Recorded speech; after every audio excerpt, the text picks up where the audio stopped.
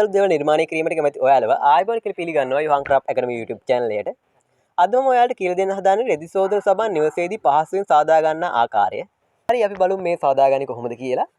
මුලින්ම මේ සාදා ගැනීමේදී කිසිම ඇලුමිනියම් භාජනයක් පාවිච්චි කරන්න එපා. මොකද ඇලුමිනියම් සමග ප්‍රතික්‍රියා කරන්න පුළුවන්.